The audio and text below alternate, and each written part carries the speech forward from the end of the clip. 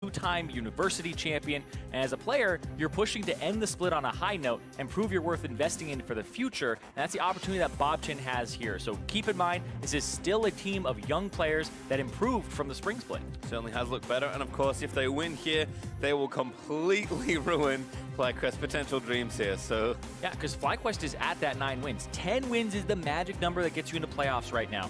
If you get dragged down to 9 wins, it means that TSM is tied with you, Echo Fox is tied with you, and you're looking at this position where you aren't safe at all because these teams are going to come crawling up from the bottom. Optic would have to win tomorrow, and then it's also something where they would have 9 wins. So you really do have to win this one, kind of put this game away, take care of business. All right, so first 6 bans are done. Akali, Talia, Gangplank, Heimerdinger, Kindred, and Aatrox all taken away.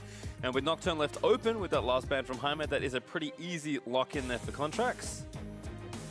And we'll see what they go with here. FlyQuest, I would not be surprised with something like a Quinn. I don't think you'd do it right now, though, because the Nocturne is actually really easy to play into the Quinn.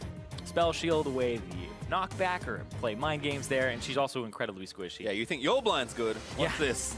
Pop the Nocturne ulti and jump on the somewhat short-range marksman. Trundle, though, first pick here. I like how they're still throwing respect bands at the Heimerdinger. And FlyQuest, are we replaying the TSM draft? I think there was not a Nocturne available, but I think you're right. I mean, from their side, for sure. That's true. Like, still like saying these are the 2 best that you can take when pretty much everything else is on the table for support. Just the Tahm Kench to keep Wild Turtle safe. I mean, as far as total utility on champions, I think Trundle, Tahm Kench have a lot to offer in almost any comp. So FlyQuest keeping things open, but also very versatile here in the early stages of the draft. Ashe, though, picked up quickly for Deftly. And we'll see if they do want to pair up their support now. Of course, Tahm Kench pretty good with and against it. But maybe Matt will take something aggressive here. Pyke, not bad. I mean, if Matt wants to style, Matt wants to style. Oh, lots of different choices apparently. Rise, though, going to be the lock-in for Bobchin, so...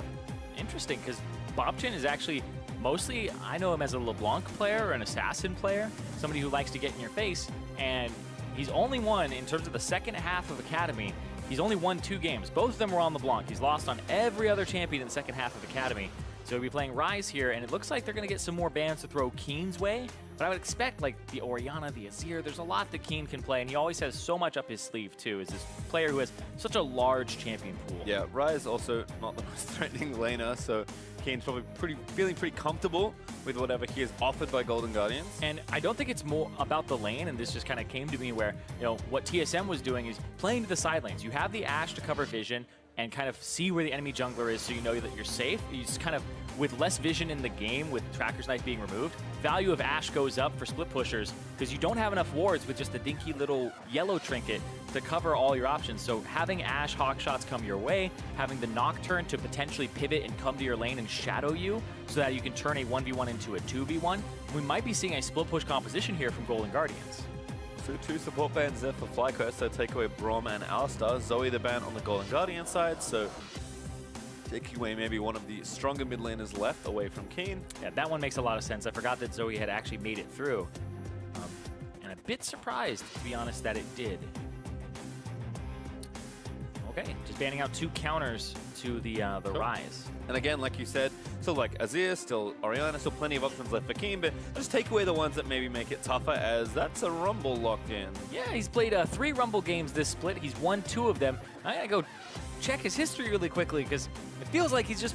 Something happened in week 7, where he just started to play Rumble, and Flame is now becoming like a Rumble one-trick almost. You know what the funniest part about this is, as Mundo's locked in for Golden Guardians? Flame has played in a lot of different leagues, right? He's played in LCK, he's played in LPL. In the LPL, he was a substitute player for LGD.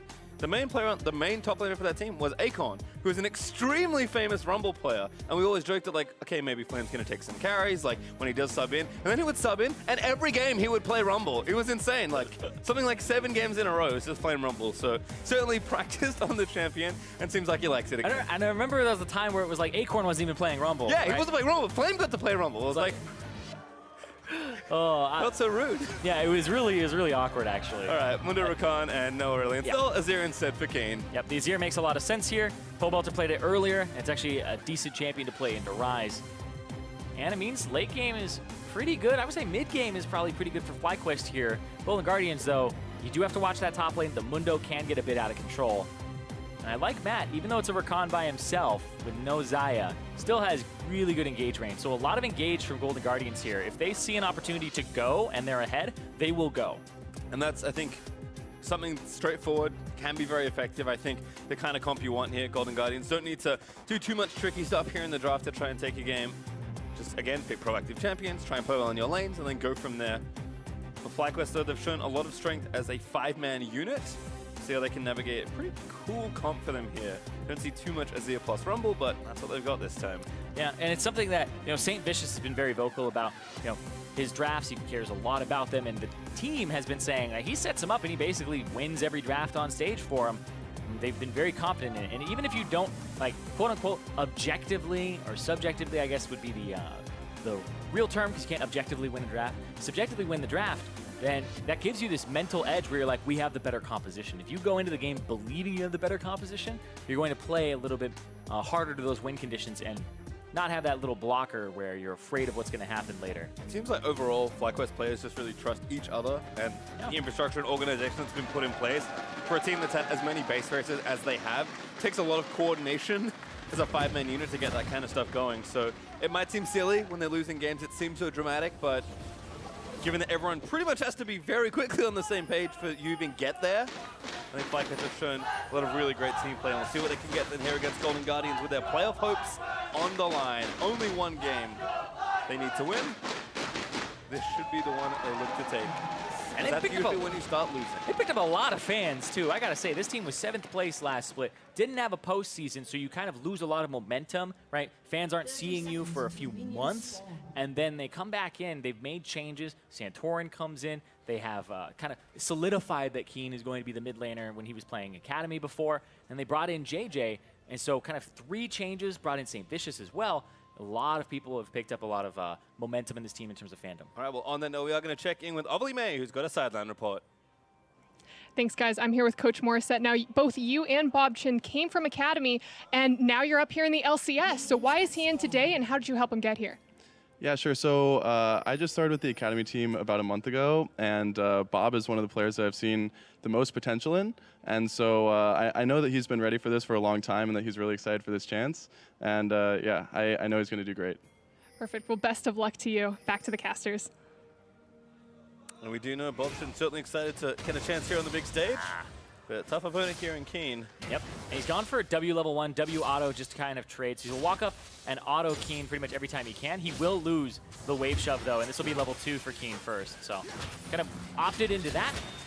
Yes, Bobchin was really he was kind of smurfing in collegiate, to be completely honest. Like, I remember him playing, I think, Katarina and like getting pentakills and stuff. Like, it was kind of unfair. He was too good for collegiate.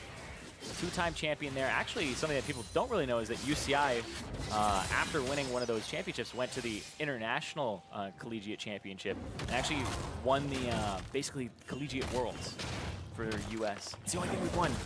Hey, NA's getting really good at winning these other international events I'm starting to hear about. Academy Worlds is looking good. Yeah. You got Collegiate Worlds. I got to change the last thing I said. It's for North America. Sorry. They're for UBC. There you go. I can't. That's true. Do not anger the Canadians. They won it for Canada. They may seem polite, but don't make them angry. All right, Bobson, though, getting harassed by Keen.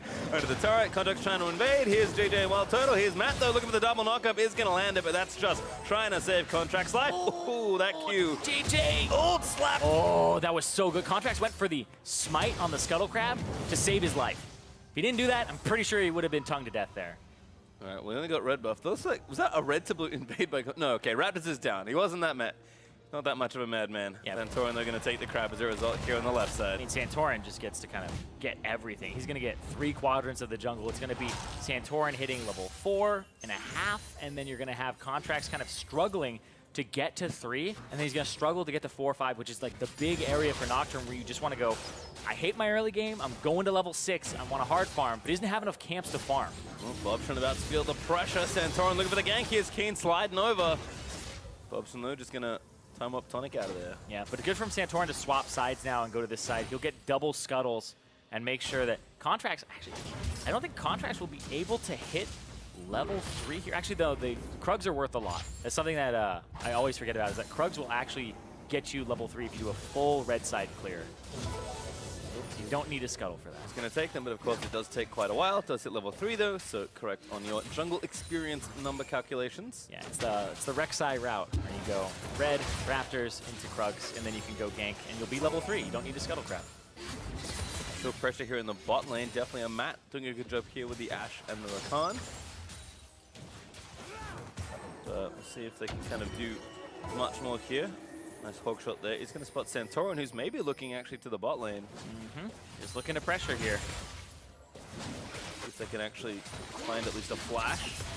Top left finds Matt. JJ's like, maybe he didn't like that option too much. Yeah, pretty sure they spotted him. We'll see though. That's the ward. And Matt is just bullying here. Yep. They're going to pull him into they're forcing like a freeze here too. This is just cool. Maybe even cancels this back. Yeah, Matt gonna take a tower hit for it. Worth. Especially since there's no teleport on Wild Turtle. A lot of the time there's a TP that you'll have on your AD carry. Just like that. And he misses the cannon minion. Unlucky. Matt didn't. Coin popped out, so he picks that one off the ground before completing his recall. So definitely straight back to lane. Bam Scepter early. Trying to farm through these early levels. And Santorin maybe checking in mid again. There is a control ward here he can't clear out. So expecting the push here of Keen is just going to let that happen. He's just trying to help him push, and he's actually going to take a decent amount of damage here. Has half HP on the jungler. That's going to allow Contracts a bit of pressure here. He's going to take 2 of his camps and not really have to worry about Santorin, who's 20 CS up right now. Also Flame looking good. Clear 20 CS clear of Lolo almost. Yeah, when you know that the Nocturne is this little itty baby Nocturne that's not going to hit 6 anytime soon, you get to pressure, you get to push up, so he gets to kind of own the matchup. It's kind of what happened in the Optic game where Acadian was spotted on Vision. They knew that this Gragas was topside. You get to pressure the matchup, so he doesn't have to worry about the Mundo being aggressive on him when he pushes past the halfway point of the lane. Yeah, he's actually 2 levels down right now. I imagine that will change pretty quickly, but Santorin's going to use this to try and take even more camps out of Contract's jungle. Oh no, they're going to cycle his jungle. Oh boy. All right, so for those of you at home who maybe don't understand what Zarian said, why is this so bad? This is bad because if he doesn't get these camps, it just takes him away, and it means that he's kind of flipped the experience. It's 5-3. Contracts needs one little wolf to try and get something happening. Actually dueling okay with the red smite and some There's the rumble ability, but there's an ult is good. First blood over to Santorin. Contracts not catching breaks today. Don't need anybody to explain why that one was bad. No. So he comes in. I think Santorin's actually going to hit 6 here in a second. Off this, it was almost there. He's very close. So after he completes that, he'll back, and they even took the scuttle on the bottom side, the bottom lane of FlyQuest. So they are actually just destroying Contract. All right, we're going to watch it again, though. It's time for Acer Predator replay as Contracts can't do anything here. Yeah, remember his flash is down from before when he had to flash the wall, and that is a great trophy there from Santorin, and also a really good ultimate from Flame. Flame, that's using your priority in lane. He just comes down from the top side, lays down the carpet, and says, all right, he's going to have to cook here. Has no escape route because the flash being down. Still level 3, about to change those. Going to get the second red buff respawn. Is this a, like, 9.5 minute, 10-minute level 6 that might come through here? Like, ooh. You can check. Santorin, though, already 6, like you mentioned, so he's having a great time on Trundle. Going to even take his blue buff away as Contracts is relegated to taking the Krug camp on the bot half of the map. And this is, I think, a reason why Trundle is such a popular jungler. When he's good, he's just so reliable, right? Santorin has so much flexibility between farming, ganking, and just applying general pressure. He also discourages people from selecting a tank in the draft because he can just shred them. Yep, do this. Pillar, subjugate, Lolo flashes, he will walk away. Santorin will be ready for next time. And Contracts, he's going to use that flash and that gank to go look for jungle scraps. What is there? There's a Gromp. Might as well take it. Blue buff coming back up, but not going to be up in... Probably not time for him to look to take it here. Also the right side of pressure, because definitely Amat are still pushing these minions towards the turret and keeping that nice healthy CS lead. Yep, and I think these Raptors will get Contracts that level 60 he needs. So he's actually in a pretty good spot with his bottom lane pressuring being up in CS. And oh, Matt Yeah, you cleanse down. UT's cleanse because thought the Chain of Corruption would hit. Matt gonna knock up. Really nice on a Flame. Now forced to flash away. Flame flashes forward, looks for the Harpoon, but doesn't land it. Ulti already down as well. That was a really good escape there from Golden Guardians. Matt commits with his W, then E's out, and they both blow the flash, get further away. That was actually great. That was the, I will stop him, you go on ahead, and then he joins him. It's actually the perfect escape that you would want. Santorin here already on the blue buff. Golden Guardians happy to escape some of that early pressure. Does give FlyQuest duo lane a reprieve, able to go back and shop. Looks like Cutlass now for Turtle. Is King gonna grab this blue? And the way that Contracts gets back into the game now, is since he's hit that level 6, there's no flash on Flame or teleport. He just committed for that bottom lane play. You go and you cover the top side of the map, and you go for a gank on Flame, who's been playing aggressive this entire time against the Mundo. He has the wave clear advantage. He'll perpetually shove that lane, and then that gives you gank opportunities with your Paranoia to get you back in and get the Mundo going as well, because Mundo's actually quite good into this competition, save for the Trundle, because a lot of magic damage will come out, and he has to just build Spirit Visage first, and he's going to be sitting pretty. Yeah, right now looking pretty tanky for Lolo in the top side, and as you expected, Contracts is hanging back behind the wall, looking for a kind of classic Nocturne through the lane gank. Yeah, Flame sees this coming, says, I'll just take Krugs. Doesn't have his jungler on the top side. In fact, jungler on the opposite side of the map. And they just saw, with that, I believe they saw the back there from Keen. I think so. They do see Santorin as well, who's just waiting for the Sky's Bloom to time out. Now Santorin looking to defend his own pink ward. Matt can't really pick this 1v1, but looks like Santorin is going to back off. Matt will get the control ward. Flame is like, let me get this safe CS in mid lane. He just comes down from the top side. Like, please, please, I don't want to get ganked. And that's how scared he is, because he committed for that bottom play, but the Nocturne just really punishes blown flashes, whereas the Trundle doesn't really punish like a blown flash on Rakan. You can see Santorin, they're still hovering towards this bot side, because there are also no flashes on the Golden Guardians duo lane, so yeah. I think it explains why they're playing further back towards their turret now. Yeah, gotta watch out for Wild Turtle throwing down a Chain of Corruption, though. That's the big thing here, because there's no flashes. It's kind of just throw it out. Ooh, walks Contract. up. Counter positioning is nice. Charm is going to land in. Matt actually zips around everyone. Finds 3 and all. JJ dead before the Grey House can proc. Contract follow flashes there as the roam off is going to seal Turtle's death. Bumpshin getting his first kill. And now Santorin flashing out of there. And that was a perfect counter there from the Golden Guardians. The TP from Bobchin, and then Contracts sniffed it out, saw it coming, and had the ultimate ready to counter. And we thought that that topside pressure was coming. So did Flame and the rest of FlyQuest. But Contract's one step ahead there in bot lane. Yeah, he stayed up top and said, all right, I guess they're not going to give it to me. And then Flame was avoiding it so well that you can't just stay up there. So it was the perfect move from Contract to alternate and kind of find his jungle route and go to the bot side here. Miss from Wild Turtle on the ultimate onto Deathly. There's the arrow to stop JJ from using the Grey Health while he's tanking. And then that completely stuffs the dive. See, Keen can't even really get a part of it there. And then Santorin even just flashes over too. It's like, yeah. The miss is pretty big there. And then he blows his flash, and Contracts didn't even have the tether broken and had ample time to just flash afterwards. Drake there will go over. Yeah, better block that Q. Santorin steps in the way, and Drake does go over to FlyQuest. As doing your due diligence, make sure nothing can happen. Cover all the options, even if it's a low percentage chance. That's doing a good job of really testing his opponents this game, though. You can see he and Deathly, despite, again, having no flashes, read that play well, able to defend and let the team swoop in to finish it off. Yeah. Still waiting for that first turret take, though, more than anything else. So Golden Guardians actually with a decent gold lead thanks to those kills, but game's still very much close between the two teams. It looks like a swap coming through here. Even though no turret has been taken for first turret, they're trying to get a pressure advantage from FlyQuest side and just swap it and maybe catch them off guard and get damage on top turret. But this bottom turret is going to have a large minion wave there. Definitely also has teleport. And there he goes. He actually just TP straight there. He doesn't back first. So Contract starting as blue buff. FlyQuest have many more people on the top half of the map. But Deathly does actually base and TP here to make sure this tower stays safe. And Lolo now going to transfer it down to that bottom half of the map, back in his 1v1 versus Flame. It's going to take him a while, though. I had to lug his way over there. And so far, Bobchin, just doing a status kind of update. He's been doing quite well. Nope, he pushed away Santorin early. In terms of keeping his lane safe, he's been good. But The Azir has the Nashor's Tooth. It's a little harder to be aggressive on, and at that point where Ryze has to kind of sit back and wait to scale with all the mana items, but can't wait too long. Here comes the Rift Herald. Definitely has arrow. Golden Guardian Flame is very here. badly. Flame is here.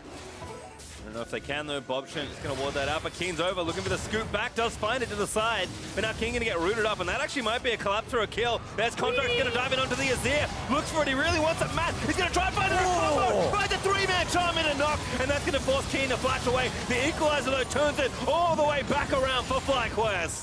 Flame with the Equalizer, aptly named as it turns the whole fight around. That was so well done there. From pretty much everybody, we saw them go in. JJ says, no, you can't kill Keen. Matt says, no, we're going to kill you guys. Groups them all up. As soon as Flame has control, he throws it down. Let's see that one more time here. Keen doesn't quite get the perfect scoop.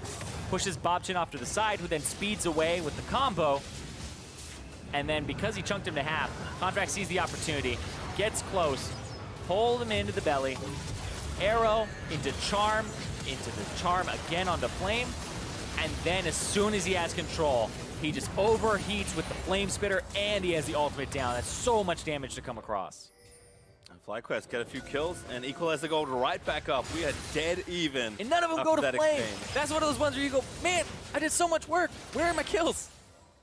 Just two assists more for him. I think he'll take it. Maybe not though. Flame does like to secure those kills. Really likes to secure those kills. Saw him try to flash the harpoon earlier just to get the slow and make a kill happen. And then he had to play defensive for it. Like, guy is not afraid of making aggressive plays, that is for sure. Certainly not. It's FlyQuest. Now they're the ones that have to look to contest for this Herald, but Bobchin chasing away Santorin. JJ trying to put some wards up and flank around the side. Maybe a smite fight here. Or if the back opens up, the back. Good stopwatch. That goes over. Contract should be able to get it, but I think he'll be forfeit. Devoured up by JJ. That's going to be a kill for the Tahm Kench. Oh, JJ, all-teeing. Missile Voyage mid. Bobchin trying to get away. Combo again, runs out. Throwing Qs as he retreats back towards the outer turret. That was so close. That was about 74 HP after they hit the eye the last time. I think the smite from Contract, maybe the auto came through right then. He does pick it up. He does secure it before he dies. But that's still a death there. If they can't convert that into a turret before first turret goes down here, FlyQuest, it looks like they're surrounding this top turret. It's the one that they really want to get here. Pretty low, so not a bad take here for FlyQuest. Smart to stay grouped and try and get the objectives, because despite some kill exchanges here, objectives have still really been up for grabs. It is FlyQuest though that will grab the first objectives. They take down the turret in top. Yep, get themselves that extra gold. It is split across 3 people, so it's not just one person kind of hoarding it all. And Bobchin is left to pick up this wave, and there's a lot of teleports here for the side of Golden Guardians, those 3, whereas FlyQuest, they're more team fight oriented. They have to have the fight start, kind of avoid fights with the Tahm Kench and rotate, and make things happen for them. And I'm looking at contracts. This is one of those games where you go 0-3, you had a really bad start on the Nocturne because the jungle, your momentum is low, and he's going for, I believe, the Black Cleaver here, so it's not even like a Duskblade or an aggressive build to kind of pop somebody. But he also can't really pop anybody here because he has to worry about the Tahm Kench, who's just going to gobble somebody up, cycle through with Spellbook, maybe you have Heal, maybe you have Exhaust. So it is kind of a, I would say, a big counter with the Tahm Kench.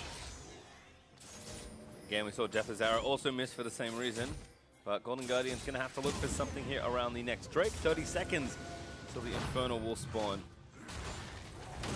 FlyQuest are going to extend that gold lead. They're almost at 2K. Yeah. Contract just grabs the red, and both teams set up for the next objective. Yeah, but Bobchin is top lane. He's got teleport. He's free to push this turret and basically say, I will TP down to this fight if it happens. But I'm pretty sure that Golden Guardians, they play this right. They're pretty much guaranteed a top turret, and they'll have to trade for this bottom one to do so. FlyQuest playing smart here. Let's put the pressure down, while Turtle should be able to finish this off. Bobchin looks to get this, should be easy. Yep, nobody has TP to match him though. So Bobchin's actually a ticking time bomb. So, they're actually gonna keep pushing. That's how they're gonna try to counter Bobchin. Is FlyQuest are saying, base race. You wanna have one in 18 minutes? Throw down? All right, Rift Herald mid, so maybe it could be even more racing happening here. Will be a trade. Bobchin's still going, and looks like FlyQuest fell back to the Infernal Drake. The Golden Guardians will get some turrets here. The Infernal goes over. Abyssal Voyage going to move most of FlyQuest towards the middle of the map. Yep, trying to prevent another charge from getting off. I don't think they'll kill her in time. Oh, nope. Bobchin's doing work on the top side too, and they're clearing the jungle. I don't think this turret goes down, does it? Nope. They weren't able to rotate up there in time. And so that's actually 2 turrets for 2 turrets overall. Yeah, Guardians don't stick around for a potential fight. They just put Lolo back to now harass the outer turret in bot lane.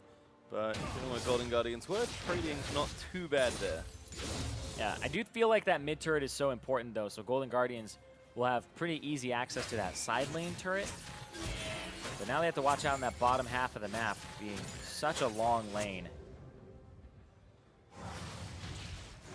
See if Lolo's safe down there.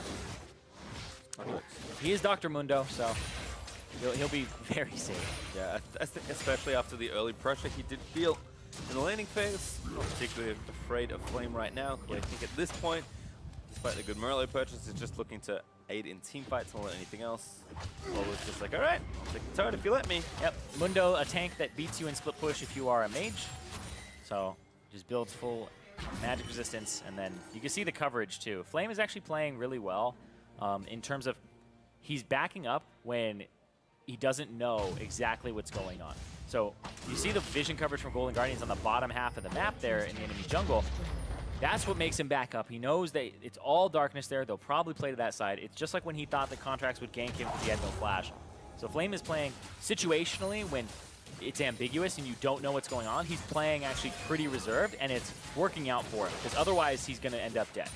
The thing you said though, where FlyQuest really do need to play pretty front to back and find team fights to open up this game for themselves. Golden Guardians are going to make that tough here in the mid game between the Mundo, the Nocturne, and the Rise. Just better frontline for sure.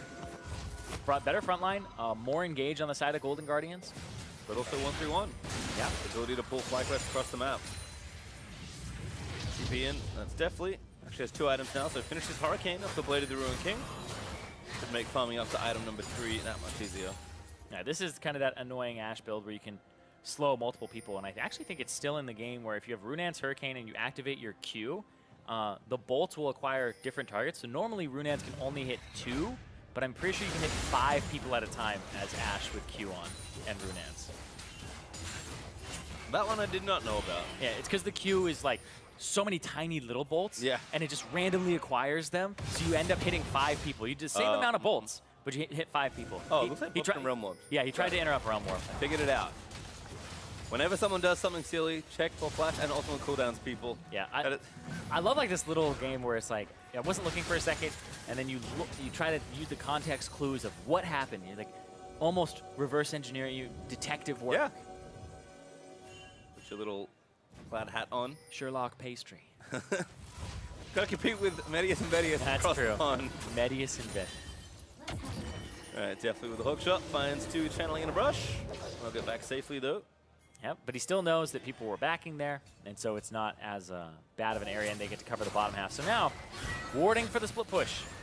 Name of the game here, Matt's going to put some deeper wards. Keep him safe. Looks like covering Lolo right now. Bobchin is still just hanging out in the top lane, being a nuisance here for FlyQuest. Remember that turret had actually taken about half of its HP too on the tier 2, so... Nope. Didn't quite check the Baron Pit, so doesn't see that ward. Yeah, he's a nicely placed controller there for FlyQuest, so Golden Guardians, total map pressure, not feeling as good, but just looking at where people are sitting on the minimap right now, it does feel like with the game looking even, Golden Guardians are actually the ones with the pressure lead. The turrets have even back up, the kills are pretty close. Yes, 2 Drakes is very nice for FlyQuest. There'll be another one they can play for in a minute 45, but again, we've seen Rise now. It feels like 2 games in a row, just do his thing where he sticks in the side lane and never wants to leave, and it can be very tough to deal with. Yeah, because the other mid laners aren't taking teleport or have the split push to match him or the safety, so it's actually a kind of bleed you out strategy. And if you get a Baron, you get to 1-3-1, and I'm really liking this so far from Golden Guardians. The fact that they're down in objectives, it's not, and it even kills, like I don't think, like you said, it's affecting their pressure much.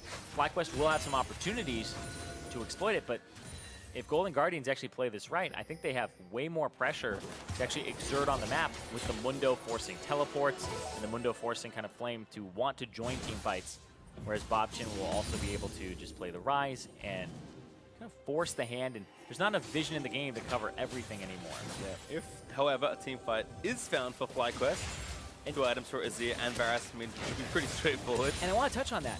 Like, the way they start team fights is Chain of Corruption, Keen either commits to it, or you maybe have Flame throw down an equalizer, right? So you have 3 kind of not very reliable tools that have to hit true, whereas Golden Guardians, they have it in spades. They have Roots, they have the ultimate from Nocturne, they have the Ash Arrow, and then they have Matt, who a lot of people, it's so hard to avoid an engage from Rakan. His commitment is pretty low too, because he can get right out, but if Golden Guardians want to engage, they'll engage very, very quickly, whereas FlyQuest, it's not as easy for them. And we talked about the strength of Tahm Kench being able to save, you know, some of those problems, or a lot of them, but probably not all of them at the same time. Yeah. So if Golden Guardians can stagger their crowd control effectively. You can't fit 4 people in your mouth when they all get charmed. That is accurate. Be a chubby bunny skin for Tahm Kench. All right, Cloudrick up here for FlyQuest. Looks like they will take it. Golden Guardians just happy to continue their total map pressure. The contract's also going to spend some gold by the looks of things. Black Cleave is likely done. The FlyQuest do get Drake number 3. Golden Guardians are definitely waving the flag on that one. Yep, surrender that one away for Dax and pressure on the top side. So, we find ourselves here 25 minutes in. I know I said TSM was playing slow last game, but I think maybe it's just Rise's fault, actually. You think it's Rises? Maybe. Well, he does want to just split push. You kind of seed objectives elsewhere for pressure here. You see FlyQuest group is 5 because Flame had pushed bottom. Mundo has to answer. FlyQuest now grouped up saying, we're going to call this and say, it's time to go. Look at how much damage they do to this too. Yeah, I think a lot of what Golden Guardians are able to do is because of that mid tower, but now it's gone. Santorin under fire. Matt with a big jump, find the knockout, gets back to contract safely. Whoa. But Keen actually gets him, somehow snacks him down. Bobchin has TP'd over, but now he's got to play wave clear duty. I actually have 0 clue. I heard the soldier. Oh, is maybe the turret shot? Maybe. I don't know. We'll have to see it again. Sherlock Pastry, help me out. That's a turret though from FlyQuest. Good. This turret does fall in mid lane once again. FlyQuest not done. 10 minutes, 10 seconds, excuse me, until Matt is back up. And looks like FlyQuest will finally pull away. Yeah, Matt went for the hard engage there, went really hard on that engage. And they were ready for it. They kind of said, as soon as he goes, we're just going to turn on him, and he got burst down. And JJ was also very ready to just gobble up whoever's target was, a little bit out of the charm range. I wonder if JJ had an ignite. I'm like looking down, I'm like, all right, you know what? Let's just look now. Let's see this here. Santorin gets hit. Oh, take it all back. Wait. Contracts looking for Keen. Here's Azir JJ. to try and save him. The ult actually misses Contract, I think spell shielded. They're going to flash forward. Dustspringer able to grab the kill into Azir, but JJ has devoured off one, but Matt's flashing forward. Then Runic Wild turn up a flame, turns it back around and takes down Contracts. Matt burning down low is looking to fall Nexus. Bobchin also down to Wild Turtle. That's so much damage from Flame. He just throws down the equalizer again. These equalizers are just shredding all of Golden Guardians, save for Lorlo. Golden Guardians try and play that one really quickly to get the jump. They do kill Keen as a result, but now it's definitely Lorlo versus 4 from Fly and the Baron. Yeah, just let the Baron do a little bit of damage to him. Lorlo has a full HP. Is this the Quadra? Hold on. Wait, that was the ultimate from Santorin, just to heal up and kind of get away, and they aren't even going to contest it. It's not a Quadra, Irene. It's a Baron for FlyQuest. Keen will not get the buff, but that doesn't matter. No jungler means no contest for Golden Guardians. Let's see. Altis off of, I believe, the Hawk shot. Goes in. Gets the fear. Matt wants to go in after. Keen flashes away from JJ. He flashes away from the Tahm Kench. If you're a Tahm Kench player, you hate to see that, but look at that. Oh, and the pillar to boot. That's such a well-placed pillar, too, because it forced Bobchin back around to step back onto the hot lava. And you talk about it, you know, not super reliable CCs between the Trundle Pillar and the Equalizer, but you put them together, feels like a hard CC when you're stuck in there burning away. Yeah, it's one that you kind of have to subject yourself to. It's like, where do I go? He has to go down. Back to the fountain, usually. Yeah. Yeah, the fact that Flame is at that point where he didn't even have to buy Spell Pen boots. He wanted the Merc Treads here, has the Void Staff, has the penetration available to him, and he just does so much damage. Remember, Equalizer was buffed a while ago that if you're standing on it for that long, it is just doing so much there. I think his damage stats are going to be pretty crazy this game. I remember when I said it felt like Golden Guardians were winning. That one mid outer tower really turned this whole game around. It felt like FlyQuest had so much more control. They're now playing much faster around the map, and they've got a very healthy gold lead to boot. So Golden Guardian's going to have to try and defend 2 minutes of Baron Siege. They weren't able to have the 1-3-1 work on Golden Guardian's side, and then FlyQuest throw down, and that is Bolo, pain. he flashed to the chain of corruption, but it's still found 2 carries. Contract's dead, Matt's dead as well. Inhib's going to fall on bot side. FlyQuest, they can sense those playoffs. This is a game that will push them into the playoffs here. They're going to take down Nexus turret on the right-hand side. 3 up still for Golden Guardians, who are trying to defend, but the push is too strong here for FlyQuest. The Nexus is exposed. They will be making playoffs. Golden Guardians trying to repel them out of their base, but it will not matter. Keen wails on the Nexus, and FlyQuest get to 10 magical wins. FlyQuest will have a postseason. 10 wins gets them the playoffs. And they look forward to tomorrow where they play Cloud9. And because 100 Thieves and Cloud9 and FlyQuest are all sitting at this 10-win area, getting 11 wins potentially gets you a first-round bye. FlyQuest could still end the split second place. Yep. It's been an interesting summer, Cyrene. But it's certainly been a fun one as the teams will shake hands. FlyQuest have done so much hard work to get to this spot. Interesting summer, still not over yet. That's true. We got 1 more game and then 5 more tomorrow, and then maybe even some after that. Yep, the tiebreakers played on Monday. Potentially. You see Flame having a ball on that one. Oh yeah, all smiles. Yeah, I mean, we can tell why he's been, taking the rumble whenever it's up. Done a lot of work on that one here. Had some really good team fight ultimates there. Didn't pop off in the damage as much as I thought he would, but at the same time, that was one where he shows up to the fight, he does his job, and even turned some fights around that looked like the Rakan was just going to get the best of it. Yeah, it did feel like Golden Guardians were looking good, but unfortunately for them, FlyQuest do pick up the win, as we're going to send it down to the analyst desk to break down the game. Thank you very much, gentlemen. For the first time this weekend, we get to fold the foldy sheet as opposed to tear it. But we got that FlyQuest victory here, so we can fold it right down the middle of the possibilities. I'm feeling really good, actually. This is the whole day of We folds, are narrowing in on your scenario. Yeah. I mean, there was I had 4 red side games. That's the thing. With all these other weeks where blue side wins everything, red side... Yeah. I mean, back. I had the same things as you, just the one difference. Except for the one that was not the same. I mean, so here we are. We're narrowing in, guys. This foldy sheet is small at this point, but FlyQuest moving to 10-7. This was a huge victory for them, although an expected victory. Again, the idea that they had to secure it in order to make sure that they qualify into playoffs, a huge leap for this organization. It's a very nice turnaround for them. I don't think anyone saw this coming. Jay was talking about how he had them power ranked 10th, and they do it with a different draft than we've seen out of them. I think Keen on the Azir is something that he has played a fair amount of in the past. It's not very meta right now, although we apparently are starting to see it more. And he had a really great game on it all around, but they did have some struggles this game. And what was interesting as well is they were never really pressured to do anything. So Wild Turtle whiffed 2 Varus ultimates in pretty bad ways that actually lost them a lot of pressure. Yeah, let's dive into that. And the fact that they were making these plays is good. The fact that they weren't executing these plays makes you not super excited about the team. But then, even after missing all these things, it's not like the game was ever in real doubt. Yeah, but this is the kind of thing that you're really concerned at looking at playoffs, because this is the kind of play that you need to execute on. This should be at least 1 kill, maybe 2, and you start blowing the game open. Same thing happens in a bot lane dive. Woof, whoop. And then from here on, I mean, this would have got collapsed on pretty poorly anyways. It might have turned bad, but you at least would have traded back probably 1 kill. And here instead, you're just going to lose 2 for that play. And that's after they absolutely obliterated Contracts in the early game. He's level 5, level 3, dying on his wolves. And that's the kind of thing where you look at that and you say, like, you make those mistakes versus TL, versus C9, you're going to have a rough time in playoffs. Yeah.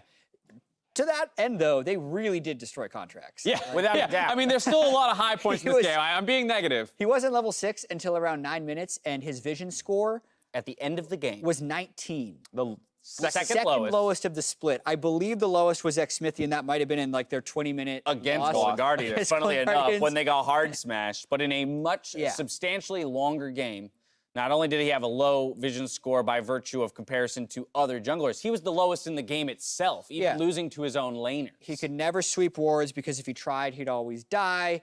He was gold starved on Nocturne. He's not one of the junglers who actually transitions gracefully to a low econ build. You need damage, otherwise you are useless. So overall, I'm actually relatively happy with the FlyQuest win. I was going to say, we just showed a replay where FlyQuest botches a couple good decisions, but now I want to take a look at the moments in the game where they do execute well, most notably here in the mid lane. Yeah, Keen has a really nice scoop on Debobchin to start things off, but they don't have enough follow-up to get to him, and then this is just a really nice reaction to the attempted counter-engage, able to pick up the Azir, get him out, then have a nice Rumble equalizer once a lot of the cooldowns and gap closers are burned, so they're able to just destroy the two frontline members of Rakan and Nocturne, who went in, and you see that the game did start slipping out of their hands a little bit around that mark, but then the 15-minute fight happens, and it's exactly the kind of stuff you want to see, being able to quickly dismantle a non-playoff team. Yeah. But you just want to be a little cleaner. I do want to also challenge some of the other coaches in the North American LCS.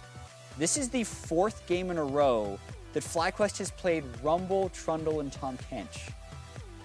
It is, very much so. They're a little bit predictable. I think earlier on in the split, they went on their surge because they just picked Braum Varus every game until somebody banned them. it or so I disrupted think it, St. Vicious has done a very good job with this team, teaching JJ and getting him better at Tom Kench. That's a power pick for them right now. Yep. Trundle's also a power pick. Rumble's also a power pick. Like, just... that's the type of thing that you question of whether or not it transitions to best of 5. Exactly, right? They've isolated, you know, a couple winning formulas, but if those start getting knocked down by game 2, game 3, game 4 of a best of 5, you start running out of options, and there will be some questions about their performance in that playoff series. We had an Academy series last night where the team went in prepped like, we're going to play Rakan all the time. They lose 2 games on Rakan. They're like, okay, we're doing something else now. And it can be very difficult mid-series to adapt to that stuff, but I think with what good work St. Vicious has done so far, I have faith in them in a best of 5. Down the stretch, you want to get those wins, though, secure your position in playoffs, so you're going to use the best strategy to do it. I can't blame him for picking the winning formula for his right, team exactly. every time. I mean, old C9 used to be like that, where it's like, well, there's Rumble, Ashe, Zyra every game. All right. Well, it's important to note, the foldy sheet rather, whoops, will stall out here as the 5th game of the day is not relevant to playoff pictures. So we're going to put this on hold for the remainder of the day. To hear more about that game, let's send it over to Avli in the interview lounge. Thanks, guys. I'm here with both Flame and Joanne. Flame, congratulations on that win. How far FlyQuest has come. Now, when you guys were sitting in 9th place last split, were you ever thinking that come summer you guys were going to lock in playoffs? 일단 뭐 플레이오프 못 간다는 건 일단 상상도 한 번도 해본 적 없고요. 일단 뭐 저는 한 프로게이머 하면서 1년 빼고는 다 결승전이나 다 롤드컵 갔기 때문에 뭐 플레이오프를 생각했다기보다 그냥 더 위에서 잘할 그 생각을 많이 했어요. So it never crossed my mind that we wouldn't make playoffs. You know, thinking about this split, you know, aside from like 1 year from my entire professional career, I've never not made finals or playoffs or made it to Worlds. So you know, we always thought we were gonna make it to playoffs. And you guys really put in that hard work. So what was keeping you guys going through the ups and downs of FlyQuest? I think for everyone like total, we have like we have both language last season, like.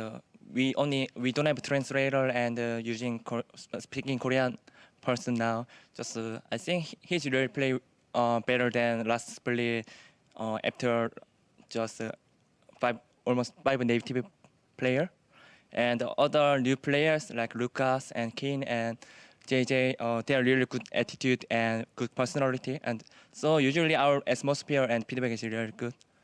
So it sounds like you're friends with a lot of the players on your team. Who do you think you have the best relationship-wise in terms of game and house synergy? I think I don't know like special someone, but usually I just try to be close with everyone.